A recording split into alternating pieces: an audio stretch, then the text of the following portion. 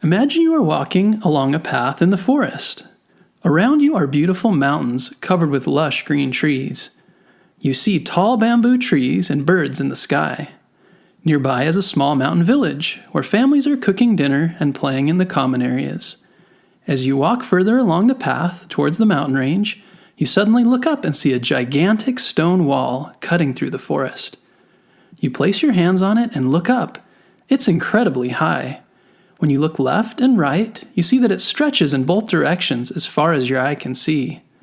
You are at one of the most famous structures in the world, the Great Wall of China. The Great Wall of China was built over 2,000 years ago and runs more than 13,000 miles across northern China. But why was this wall built? And how has it lasted so long? The Great Wall of China was constructed by Emperor Qin Shi Huang in the 3rd century BC. Well, actually, parts of the wall were built earlier than that, and it's doubtful that Emperor Qin did any of the actual construction work himself. But Emperor Qin united a number of different independent states in China, and was the first emperor to unite all of these different communities together as one Chinese country. This happened around 220 BC. Before that, there were many different kingdoms throughout China, and different groups of people lived on their own. The land that these Chinese people lived on was very fertile. Fertile means the land is good for growing lots of food. Over time, the people that lived in the area started to farm and grow crops. As more people farmed the land, they needed to create a system of order and government to help manage the land and how it was used. At this time, Chinese people developed and irrigated fields and grew crops near the Yellow River Valley. Farming large areas of land required people to work together and form a government to work the land peacefully. This is why the Chinese formed one empire and also built walls around them to protect their communities against attacks by the nomads. A nomad means someone who doesn't live in one place but moves from place to place. The nomads didn't farm, but instead moved around and herded animals. Since the nomads needed to move with the animals, they had a completely different type of society and order. They needed to hunt animals or trade for them. This led to the nomads trading with the Chinese, or in many cases attacking them. The nomadic tribes often came into contact with the Chinese farmers. Sometimes it was friendly, and they would trade with each other, but often they did not get along. The nomadic people wanted to use the farmland to hunt and move around, but the farm people wanted more land to farm. This led to battles between the farmers and the nomads. The farming kingdoms also fought each other often for control of different territories. This is why this period of history in China is known as the Warring States period. To help avoid attacks, many of the kingdoms built walls to defend themselves. The walls were made out of rocks and compacted dirt that was tamped very tightly to form the structure. These walls were shorter versions of the Great Wall of China that was later built. They stretched between the border of different regions and often included towers, blockhouses for soldiers, and beacons to send smoke signals. When Emperor Qin became emperor, he wanted to put a stop to the fighting between different farming kingdoms. He declared that all these kingdoms were now part of one country called China. But the nomadic people that lived outside the area didn't care about this. They continued to attack the farming areas.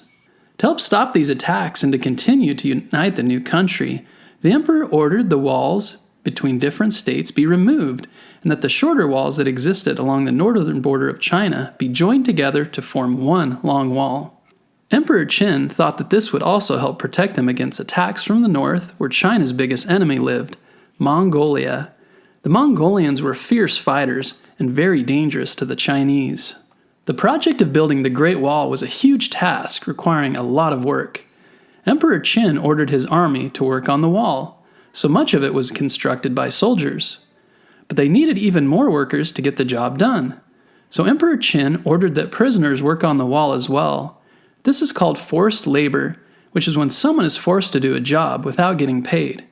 It was hard work, and estimated that around 400,000 workers died while building the wall.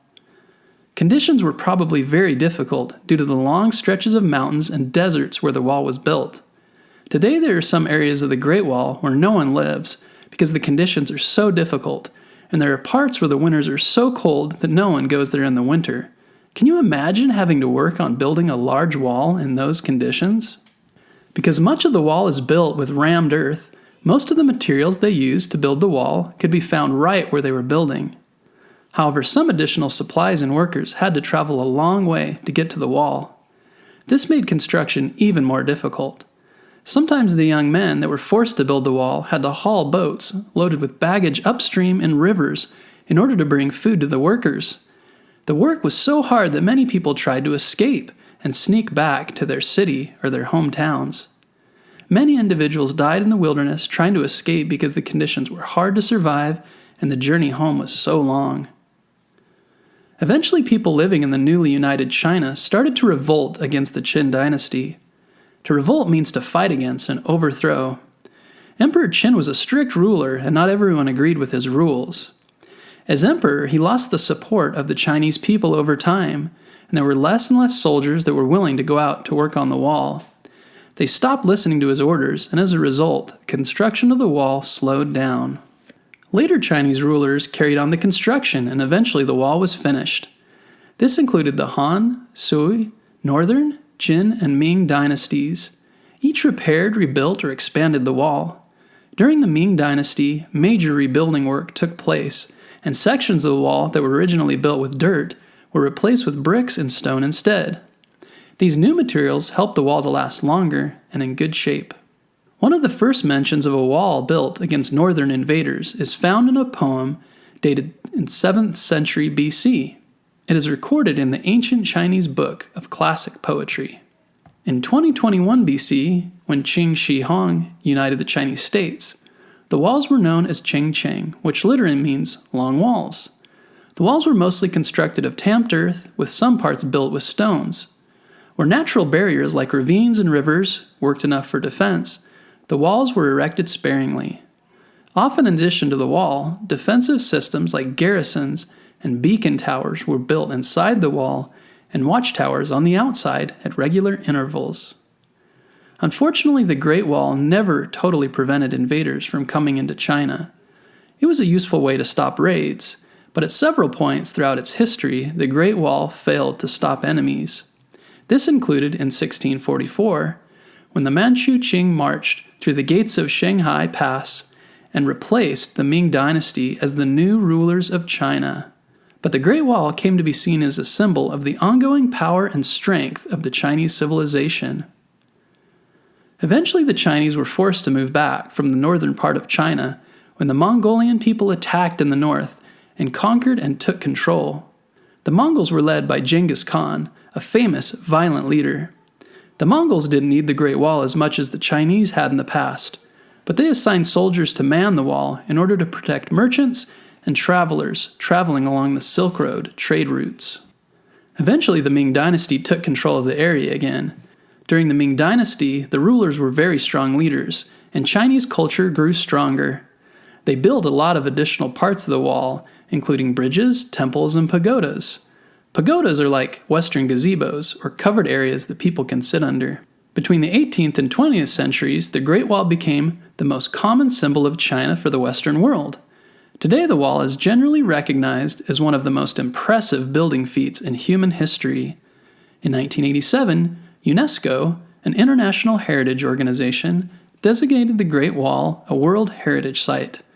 At the time, it was the only man-made structure that could be visible from space. In modern times, thousands of tourists visit the Great Wall of China. The most popular part of the wall and the most famous is called Badaling. It runs 43 miles northwest of Beijing. Would you like to see the Great Wall of China one day?